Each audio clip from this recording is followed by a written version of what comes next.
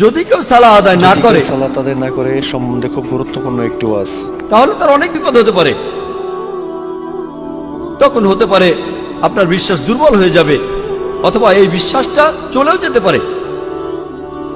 কারণ মানুষ আসলে মনে করে পৃথিবীতে তার যে সম্পদ আর সম্মান আছে, এর কারণ হলো পৃথিবীর সব বস্তুগত জিনিস। এভাবে সে আল্লাহ সুবহানাহু ওয়া তাআলার কাছ থেকে দূরে সরে যায়। এই নিয়ম শৃঙ্খলার অভাবেই সে আল্লাহ সুবহানাহু ওয়া তাআলা থেকে দূরে সরে যায়।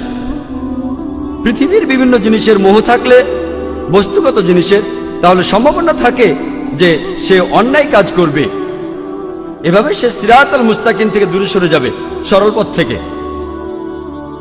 মনের ভেতরে তখন শান্তিও থাকবে না। আপনার কাছে যে পরিমাণ সম্পত্তি থাকুক না কেন, এই সম্পদ আপনাকে শান্তি দিতে পারবে না। আর মানুষজন যে কারণে সালাহ আদায় করে না, সেটা হলো তাদের জ্ঞানের অভাব। পবিত্র কোরআন বলছে, সূরা ইমরানের 185 নম্বর আয়াতে উল্লেখ করা হয়েছে, কুল্লু নাফসিন যায়কাতুল মাউত, প্রত্যেক জীবকে মৃত্যু স্বাদ গ্রহণ করতে হবে, এবং কিয়ামতের দিন তোমাদেরকে তোমাদের কর্মফল পূর্ণ মাত্রায় দেওয়া হবে, এবং যাকে দোজখের আগুন থেকে দূরে রাখা হবে আর যাকে জান্নাতে দাখিল করা হবে, সেই হবে এই দুনিয়ার উদ্দেশ্য পূরণের সফলকাম। কারণ নিশ্চয়ই এই পার্থিব জীবন একটা ছলনাময়, ভোগ ব্যতীত কিছুই নয়। সালাহ আদায় করলে অনেক উপকৃত হবেন।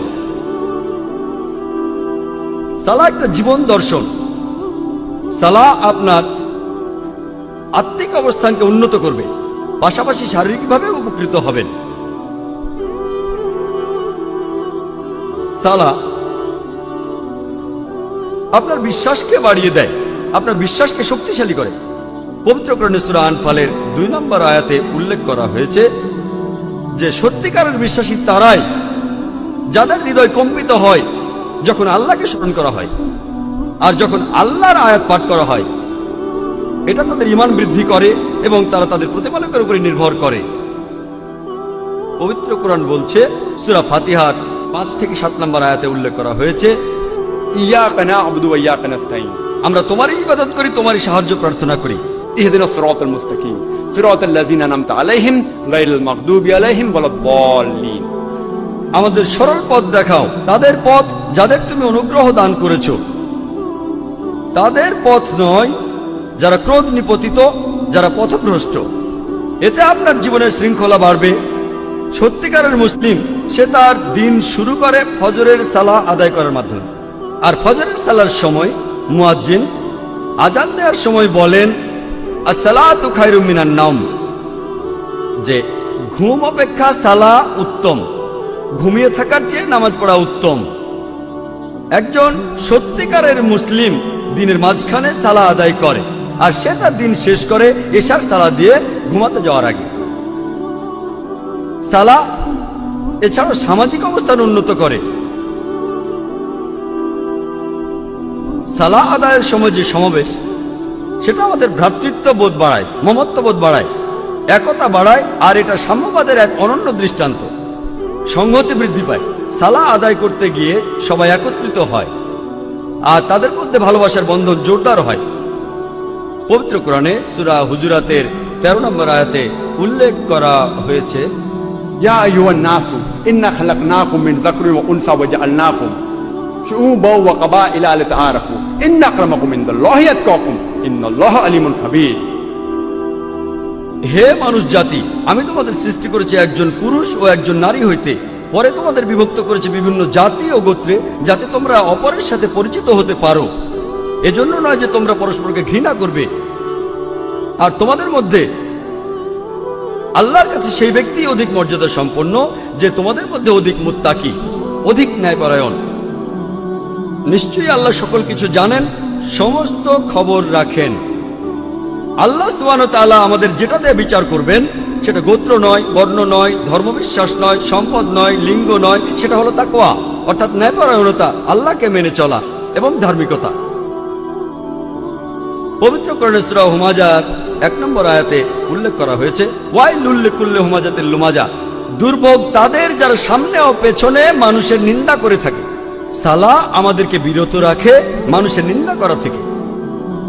পবিত্র কোরআনে সূরা হুজুরাতের 11 নম্বর ও 12 নম্বর আয়াতে উল্লেখ করা আছে, ইয়া আইয়ুহাল্লাযিনা আমানু, হে মুমিনগণ, তোমাদের মধ্যে কোনো পুরুষ যেন অপর কোনো পুরুষকে উপহাস না করে, কেননা যাকে উপহাস করা হয় সে উপহাসকারী অপেক্ষা উত্তম হতে পারে। কোন নারী অপর নারীকে যেন উপহাস না করে, কেননা যাকে উপহাস করা হয় সে উপহাসকারী অপেক্ষা উত্তম হতে পারে। একে অপরের প্রতি তোমরা দোষারোপ করো না এবং তোমরা একে অপরকে মন্দ নামে ডেকো না। ইয়া আইয়ুহাল্লাযিনা আমানু, হে মুমিনগণ, তোমরা অনুমান হতে দূরে থাকো, কারণ অনুমান কোন কোন ক্ষেত্রে পাপ। একে অপরের গোপনীয় বিষয় সন্ধান করো না এবং একে অপরের পশ্চাতে নিন্দা করো না, পেছন থেকে নিন্দা করো না। তোমাদের মধ্যে কি কেউ তার মৃত ভাইয়ের গোশত খেতে চাইবে? পবিত্র কোরআন বলছে, যদি পেছন থেকে নিন্দা করেন তাহলে আপনি যেন আপনার মৃত ভাইয়ের গোশত খাচ্ছেন, কারণ মৃত ভাইয়ের গোশত খাওয়া হলো দ্বিগুণ অপরাধ। খাদ্য হিসেবে মানুষের গোশত খাওয়া একটা অপরাধ। এমনকি ক্যানিবালরা যারা মানুষের গোশত খায় তারাও কখনো তাদের মৃত ভাইয়ের গোশত খায় না। কোরআন বলছে যদি পেছন থেকে নিন্দা করেন তাহলে দ্বিগুণ অপরাধ করছেন। অপরাধটা এমন যেন আপনি মৃত ভাইয়ের গোশত খাচ্ছেন। কোনো প্রমাণ ছাড়াই কারো ব্যাপারে নিন্দা করো না, এটা পাপ। আর কারো পেছন থেকে নিন্দা করা হলো দ্বিগুণ পাপ, দ্বিগুণ পাপ। আর আল্লাহ সুবহানাহু ওয়া তাআলা এখানে তিনি নিজেই উত্তর দিয়েছেন, তোমরা তাকে ঘৃণ্যই মনে করো। সালাহ এটা আমাদের ব্যবসা ক্ষেত্র এবং দৈনন্দিন কাজের মধ্যে সত্যবাদিতা এবং সততাকে বাড়ায়। আমি আগে বলেছিলাম পবিত্র কোরআনে সূরা আনকাবুতের 45 নম্বর আয়াতে উল্লেখ করা হয়েছে, উতলু মা উহিয়া ইলাইকা মিনাল কিতাবি ওয়া আকিমিস সালাতা ইন্নাস সালাতা তানহা আনিল ফাহশাই ওয়াল মুনকার, যে তুমি আবৃত্তি করো সেই কিতাব হতে যা তোমার প্রতি প্রত্যাদেশ করা হয়